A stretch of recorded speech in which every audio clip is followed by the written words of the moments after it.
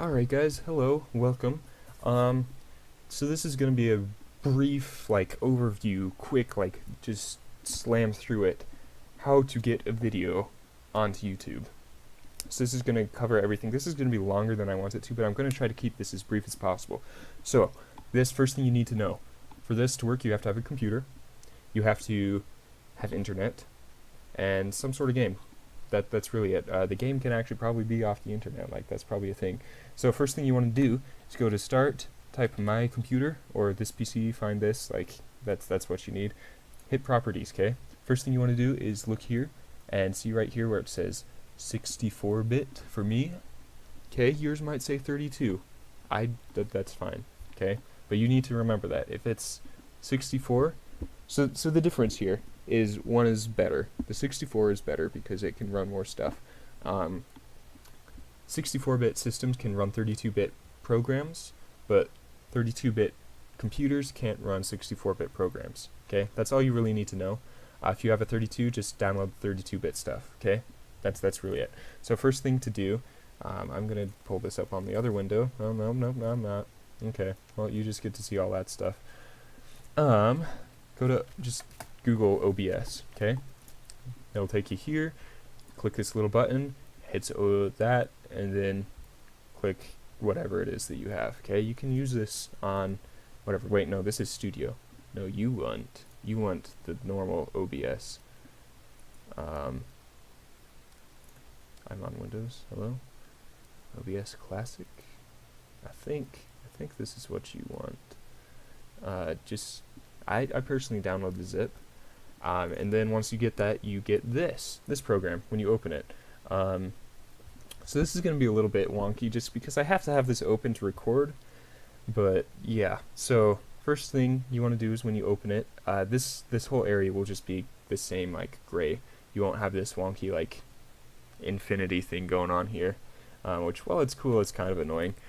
So down here at the bottom, these should both be blank, empty. So the first thing you want to do is, oh, that's helpful. Yeah, I'll switch it to that. Yeah, that doesn't work. You want to right click just in here and add a scene, and that just adds a new scene that you can do to remember things. Like, for example, I have an Overwatch one here that records in-game Overwatch instead of recording a monitor like this one does. Then over here you can add things as well, and then you can add any of these things. Personally, I would recommend a window capture to capture a game, if it's a full screen game. Otherwise, monitor capture does work. Obviously that's what I'm using right now, but there are several times I've used it where it's glitched out and it hasn't worked. The next thing to do is over here, just grab this and drag it down to 50 or 30 or whatever. This is something you're going to want to test before you actually start doing stuff. But yeah, just make sure that you can be heard above the sound of the game, but make sure the game's not too quiet. Okay, next thing, settings. First off, go into encoding. This is a program meant to stream and stuff too. So, yeah.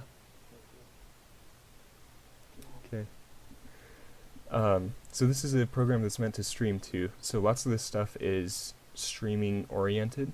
So the first thing you want to do is make sure that this is unchecked. I would set this to 10. Obviously you might not be able to have everything as good depending on your computer, because this is going to be pretty CPU intensive. The next thing you want to do is make sure that this is checked and that you have 0 here. That's really it for that. Audio stuff you probably shouldn't have to mess with, but that's what I use if you're having issues. The next thing you want to do is go into advanced over here, and this is honestly probably the biggest thing you want to change. Second biggest. So you want to use constant frame rate, so that way when you're editing in Blender especially, which is the one I'm going to show, you don't have weird wonky crap happening. So just make sure that's checked. Okay, that shouldn't hurt performance at all. Just make sure it's checked. And then check this one as well and set this somewhere between depending on how good your computer is. The lower the number, the harder it's going to be on your computer, but the better it's going to look. Personally for me, I don't really notice a difference between 20 and 50. 25 I think is the recommended one for recording, but obviously because I can, I'd set it higher. Just make sure you hit yes when you're switching there. I didn't show anything there, did I? No. Okay, this is the next thing you're going to want to check. There should be lots of red stuff here if you have it set up to stream to something already. Right here, this is the one you want to worry about. Just browse, find a place that you can put your videos. Normally have a folder, and then yes, you can do all this cool stuff to like give you exactly what it is that you're having play. And then encoding, go away, thank you. This is the next thing you want to worry about. The higher this is, the better quality and the less compression you're going to get in your videos. YouTube recommends about 9,000. So that's for 1080p, 30 FPS. You can just Google what bit rate for insert your resolution here, and it should pull up a thing, and you should be able to find a decent thing. So honestly, 8,000 works here. I think, let me check real quick in broadcast settings. Yeah, so Twitch doesn't like it above 3,500. Like, it works, but it doesn't like it as much, just because it takes up more bandwidth. But yeah, just set that as high as you can. It'll look better, and then that should be good. Then hit preview stream, make sure everything's set up right. If you added in a monitor capture, it should just like display this. And yeah, then you can just start recording and go for it. Okay, so the next thing is, once you have your stuff recorded, actually, I need to do this again. Blender.org is the website. Same thing, just download. This is free. It doesn't cost you a dime. I personally do the zip just because that's easier. And then you can choose exactly where it is. It's not a big program, but make sure you download the right thing. This is where that comes into play, the 32-bit or 64-bit thing. Okay, then the next thing you want to do is just come in here. You have a 3D space here. You can just ignore that. Come up here to the top where it says default, click the thing next to it, and go into video editing.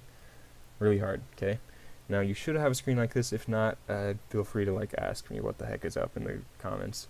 But what you want to do is grab this little corner thing over here. Your thing should turn into a plus, and just drag it to the right, okay? Then click this and find properties, click that, okay? That's the basic stuff, okay? The next thing you want to do is click this anti-aliasing, turn that off. Then you want to go into output here, change this from PNG to H.264. Then click in encoding here, change this to whatever you want. Normally it's best to match your recording size, so I had 10,000, so I'm going to do that. You can do lossless output, that makes it a lot bigger, but it turns out a lot better. If you're having compression issues, just check that, and it should work out fine. You can use whatever thing here, but YouTube likes H.264 as the codec, so use that. The next thing you want to do is come down here to the audio codec, change that from none. YouTube likes AAC best, but you can also do things like MP3 and whatever. Yeah, so that's the basic stuff. Now that that's all set up, you should be good to start actually editing. So what you want to do is, okay, this is the hard part. Shift A brings up your add menu. You can add a movie, an image, sound, all of your effect strips. I won't go into those as much just right now. So for me, I'm going to add a movie. Find where you put your stuff. I have a folder here bookmarked already, but you can just, it'll have your drives up here, and then you can just find it through there, hopefully. So mine was this one right here. Okay, yep, that brings it up. This is the last video I put out. So if you see here, this is right here, from this line to this line is the space I have to actually like edit stuff. If I render, it's going to render from here to here. So you can change that by down here. You can click and drag, or you can just add a couple zeros to the end of that. Now you can see that only gave it like 3 minutes and 20 seconds. If you don't see a time code down here, push Control T. That'll switch it from frames to time. Another thing you want to do real quick, is change your frame rate up here. That's at the top, right? So where we were changing all this stuff, just scroll up to the very top. Change this to 30. Make sure your resolution, again, here matches your thing. For actually editing, I recommend leaving this at 50, but remember to turn this up to 100 when you're actually like rendering and exporting your final video, okay? Otherwise you're going to get crap stuff. Like if you look at this, like see the quality of this right here, like it's kind of pixelated, like it looks alright, but if you turn it up all the way to where it's supposed to be, like it looks so much better. So just, the reason you want it at 50 here is because if it's lower, it takes less power to do, and you're more likely to be able to actually like show this, or to have this run is the at full speed, and you won't have to like wait for it, because the way it works is audio is a lot easier to play than the visuals, so it'll play the audio at normal speed, but the visuals will be slowed down. So one way to tell this is, let me just mute this really quick. So you see up here how it says 30, that matches my 30 over here. Occasionally it'll dip down, but for the most part it's staying right about on, which means I'm good. If I were to turn this up to full scale, I'm still good. If I turn it to some wonky, weird one, maybe, no, it's good, because this is just one video. So, yeah, I'm just going to really quick make sure that this is all the way big enough here. I'm just scrolling here to zoom in and out. Middle mouse button is to drag around. So I'm just going to drag this over here. This is about 5600, so 5600, 1000, there we go. So yeah, so you can just click and drag through here. To select something, you right click on it. That's how you select. If you left click on something, it doesn't do anything. The next thing to do is to just edit your video. Pick where you want to start. The way to cut a video, so to make it into two separate parts, is you have it selected and hit K for cut, for knife, I'm pretty sure.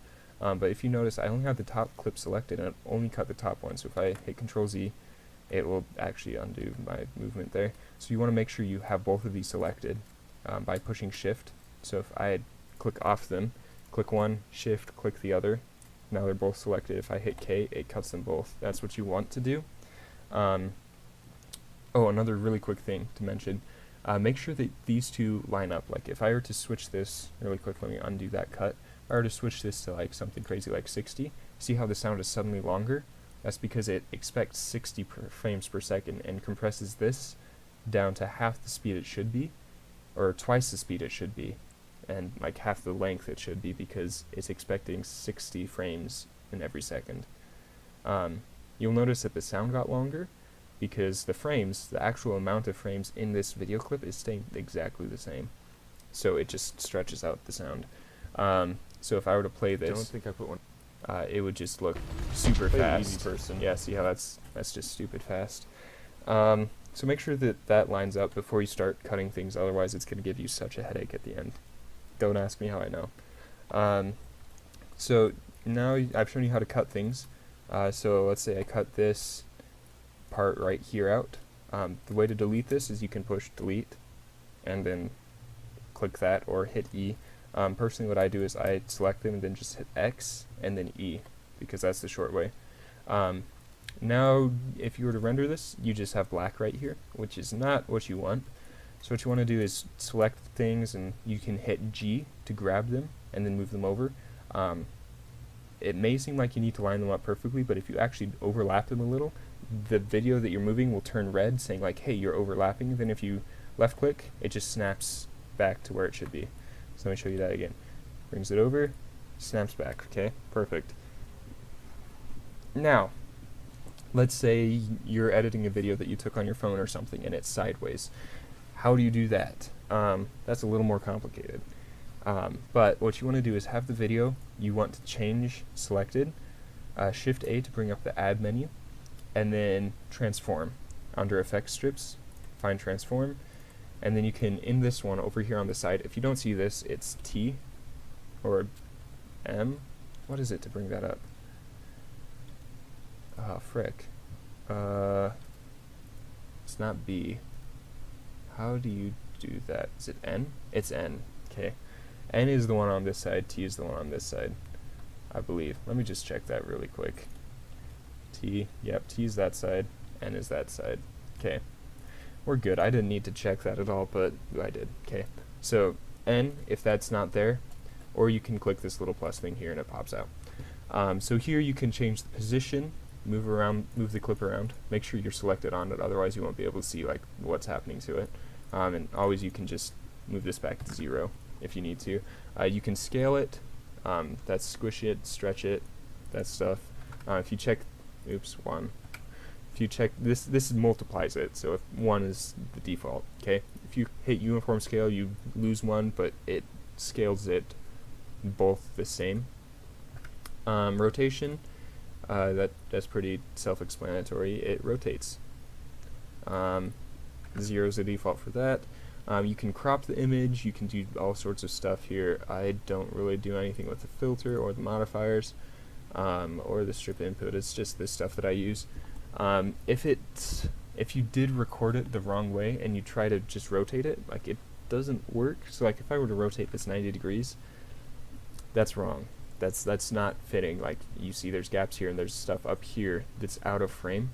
So what you have to do is change the scale. So I know that this is 1080 by 1920 by 1080p pixels. So if I do 1920 divided by 1080 right here, slashes for divide, okay, that's wrong. Okay, so if I just copy that and paste it here, then that fits that way. So then just do the other one, so 1080 divided by 1920. There we go, so that fits perfectly. And I don't want that, so I'm just going to reset all those back. The next thing, I'm going to get rid of that because we don't need that. Next thing, this thing right here, you'll probably see this pop up. This is a marker. You can click on it and delete it. Same thing, you push M to add it. So if you're going through your footage and you're like, oh, that was a really cool shot right there, push M, M, and then you have that. One thing that you can do, if you forget how to do any of this stuff, push space, and then you can search for pretty much anything.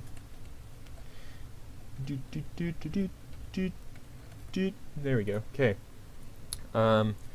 So now, if you don't want, let me zoom out. If you don't want jump cuts like right here, where it just jumps from the loading screen straight in here, you want it to fade, because if you just play this, it is kind of brutal.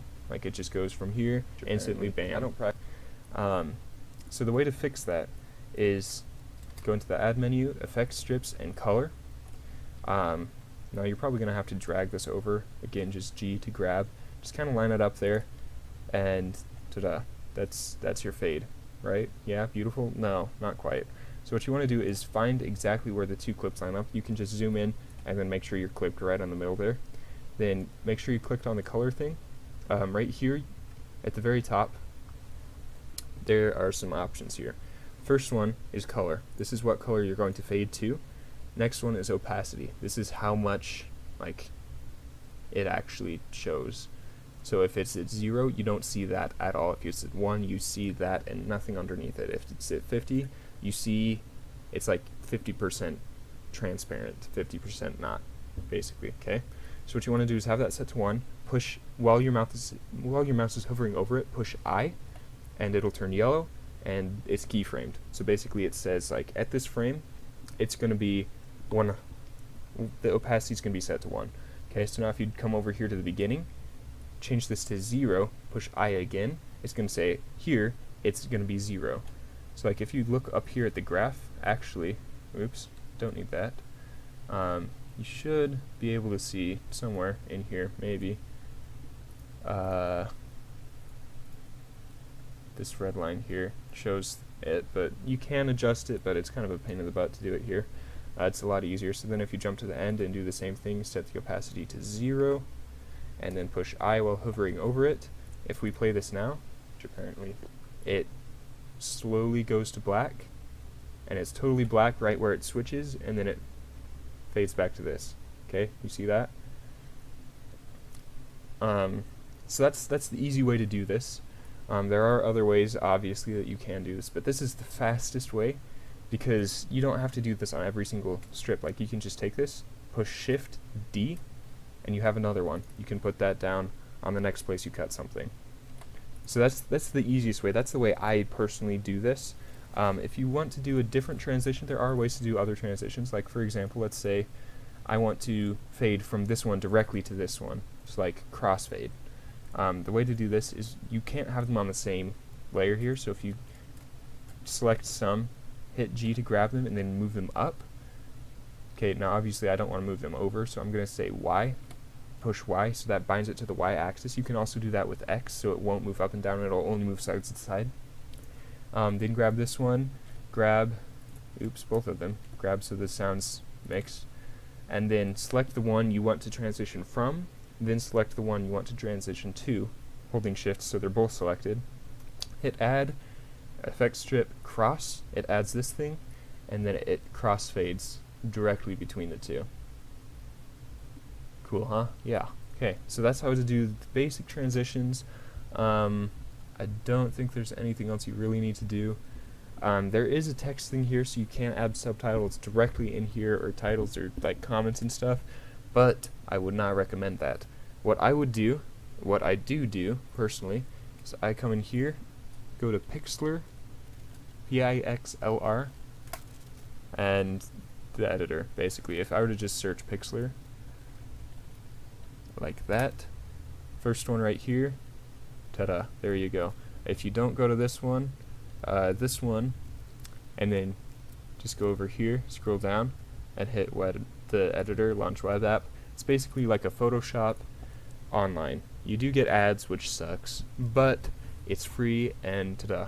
So what you want to do, for what I do for subtitles and titles and stuff, hit new image, check this transparent box. That is so important. You have to have that checked. Then just go to presets. That's the one I use because it instantly gives me 1920 by 1080. If it's something bigger than that, you're going to have to actually type it in. You can name it here, but you don't really need to. I normally just name it when I save it. Hit OK, come in here, grab the text thing, click somewhere, type your garbage. Not to be confused with your garbage. Yeah, so your garbage, type your garbage there. You can change the color here, do whatever. This is just your basic kind of color wheel type stuff. Normally what I do is I actually do like a lighter gray type color. I mean, this is just for my videos. You can tell this obviously if you watch them and you pay attention. Then I always just crank up the size.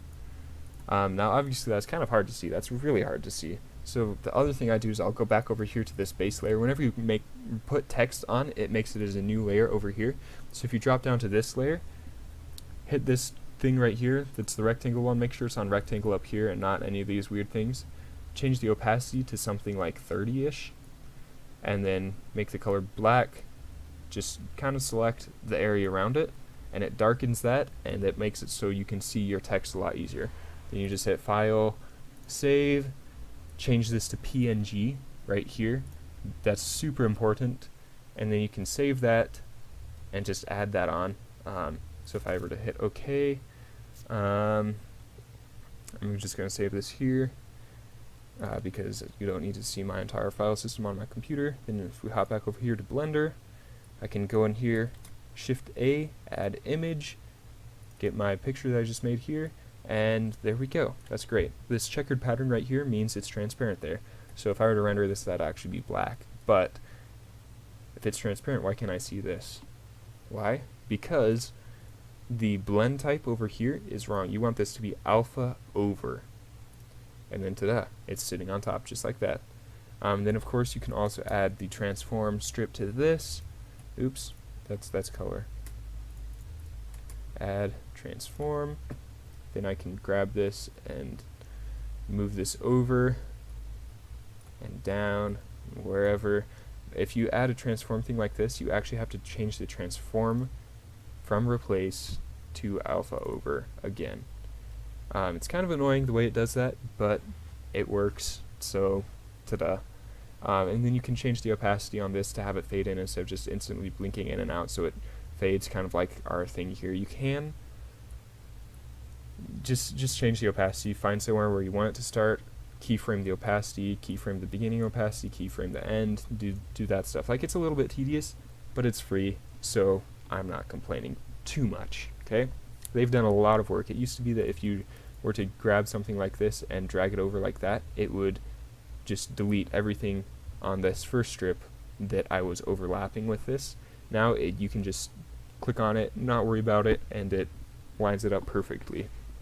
Yeah, it was a real pain in the butt because you used to actually have to like line it up and make sure that your frames were exactly like it wouldn't snap like it is right there. So they've done a lot of work, and this is still being worked on. So like occasionally, like head over to the website, check it, make sure you're running the latest version because latest is best. Obviously, right now I'm not because I rarely follow my own advice and actually get the latest version. But I did recently, actually, like within the last month. So that's pretty good. So yeah, let's say you've got all your stuff done, everything's good. For visuals, I haven't shown you any of the audio stuff yet. The only thing for audio you really need to know is over here. If you click on your audio, that's the turquoise color one. You can scroll down, hit draw waveform. That's one of the things that I would want you to know how to do. I don't want to do it on that one, that'll take a while. It'll pop up with this strip preview thing here, and once that loads in, you'll see the waveform for your audio. This can take a while, unfortunately, but that's just the way it is. And then you'll see like the sound thing on here, and you can like line up stuff. Like if you recorded your audio separately in something like Audacity, which is also free, links for all this stuff will be in the bottom. You can like clap and line up the clap marks by lining up the sharp lines. So this way you can see like exactly what you were saying and like where some dead spaces, stuff like that. You can use this to edit to make sure that you're not cutting out while you're talking. The next thing is, just ignore that for a second. Okay, go away. Go away. The next thing is the volume. Same thing here, you can change it. Default's 1. You can keyframe it as well, so you can fade the volume out, you can fade it in, all that stuff. Other than that, like it's basically the same as the visuals, the way you cut it, the way you edit it, the way you can move it and line it up and all that stuff. That's it, okay? I'll be showing you how I make my intro in another video soon. Sorry if that doesn't come out soon enough for you, but that will be a thing I'll be making, so look out for that as well. So let's say you finished all that. What do I do now? How do I get this project that I've made, this video that's in here in the timeline, how do I get that to something I can put on YouTube? So the way you do that is you can come up here, click this animation button, and it'll render the entire thing out as an animation. If you click render, it'll just render one frame. That's it. It just rendered that one thing. If you do that on accident, just hit escape, and it'll go back to what you were on. Another thing you can do is Control F12, but before you do that, make sure, again, you take this and drag it all the way up. Make sure that you're doing that at full scale, okay? That's huge. You can switch this to black and white, but RGB is obviously going to be your color, the one you want. So yeah, that's really it. The other thing you want to do is click this little file icon, find where it is in your computer that you want to save it as, find it, hit accept, name it right here, or go back to previous to get out of there. And yeah, that's really, I think, everything there. Once it's out of the actual thing, I'm just going to close this because I'm not going to be using this. You can head over to YouTube and go into Creator Studio or hit upload directly right here. If you haven't made a channel, it'll prompt you to. Then from here you just click this, select it. You can change the privacy right here. But when you select something, I'm going to try to choose something short so it doesn't like take forever to upload. I think this one. That one was super short. You'll get to this page. This is where most of your stuff is going to happen. You can change your privacy here. You can add a comment to it before it even goes live. You can add it to any of your playlists. I have quite a few and not a lot of videos in them. You can change your thumbnail here. If you're in good standings with YouTube, you can actually make your own custom thumbnail and publish or use that as it, but it has to be a max of 2 megabytes, which is 2,000 kilobytes. So just keep that in mind. You can use Pixlr to do that. If you do use that, export it as a JPEG. JPEGs are smaller, and you can have a better looking one if you use a JPEG instead of a PNG there, because you don't need transparency here. You edit your description here. This right here is your title. Tags, these are things that it will show up if people search for these things. So for example, black screen, because that's all this video is. You can go into translations, do stuff like that. Advanced options, especially if you're playing a game, make sure you do this, okay? So you can change the comments, showing comments. This is so people can see like the likes, the dislikes, the views. You can change your thing here to Creative Commons, which will mean like anyone can use it in their videos if it's music and you want to, do that stuff. Stuff like that. You can enable age restriction if you did something you probably shouldn't have in that video. That was a little bit inappropriate. You can change your category. This is something you really want to do. Obviously, most of the stuff I do is gaming. If you do gaming, make sure you put the title in here, like Overwatch, and then right there it is. You click it, ta-da. Video location, video language. This doesn't really matter because normally it just automatically assumes it's English. I normally would check this just because it's helpful. Recording date, I never even do anything. Video statistics, that's okay, so this is likes and dislikes, this is views, and then if it's 3D, yada yada yada, content declaration, this is all your stuff. Yeah, then you just hit publish, it'll go live, notify all your peoples, unless you set it in advance to not, which I think you can somewhere, maybe it's in basic, I don't know, it's somewhere. Then it gives you a link here of where it'll be live, so you can share that on like places like your social media. And yeah, that's basically how to get from nothing to a finished YouTube video. That's the super condensed version that only took me 30 minutes to say. So I hope you guys enjoyed that. Please leave a comment telling me if I missed something or if I need to fix something. And yeah, I'll see y'all later. Peace out. Have a good day, guys.